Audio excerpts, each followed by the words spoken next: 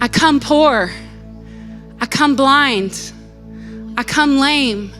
But the last one is I come maimed. I went through a season, I broke my hand, and in that season, it was the most difficult season I'd ever been in because I'm a strong, independent woman. Amen? And when you break your hand at Christmas time, you ain't a strong, independent woman. I had to have surgery, and I relied on somebody for everything. I couldn't even pick up a crock pot. I asked my physical therapist, I said, what's my weight restriction? He said, a bottle of water. I was like, how are you supposed to cook? So I couldn't even go to the grocery store by myself because I couldn't pick things up with two hands. So I needed help for everything. I needed help to open a bottle. I needed help to load my car. I needed help to carry my bags. I needed help for everything. And it's interesting because I thought about this, is that a child has no problem being maimed, because they're used to living dependent on others.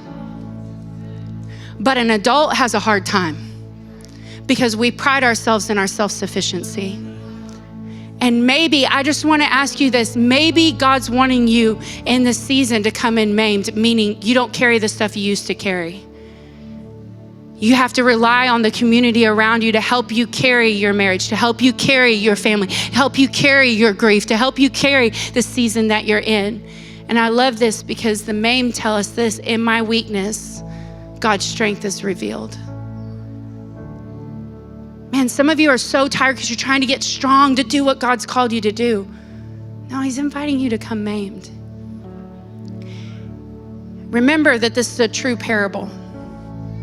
And he's talking to this crowd and he's like, hey, just get this, that the ones that were invited, they're not gonna taste the kingdom. Those ones that said no, they're not gonna taste the meal in my kingdom. That word that says the ones that were invited, literally translated, y'all.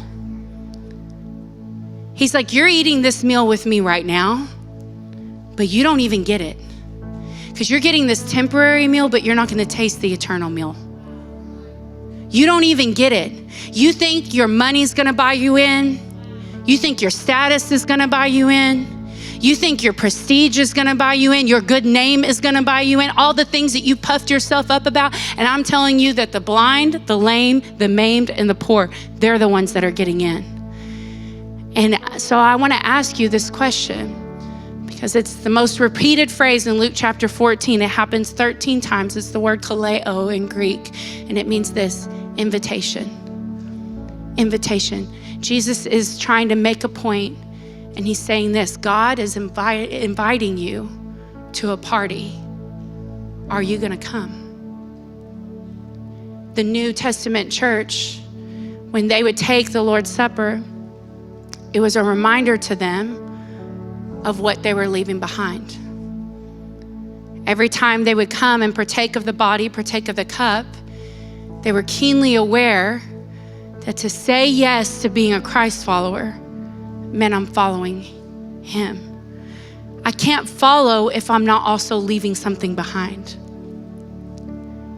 And I want to ask you a question today.